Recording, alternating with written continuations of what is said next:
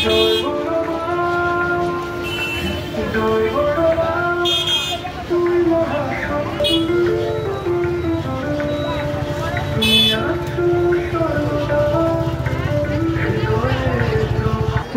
থেকে উপস্থিত সকল ভক্তবৃন্দদের জানাই শুভ দীপাবলির আন্তরিক প্রীতি।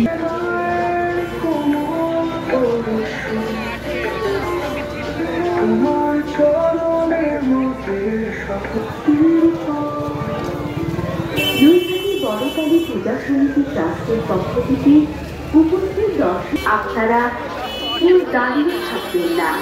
আপনাদের এই দাঁড়িয়ে থাকার কারণে এখানে অযথা যানজটের সৃষ্টি হচ্ছে। এতে পথ চলতি মানুষদের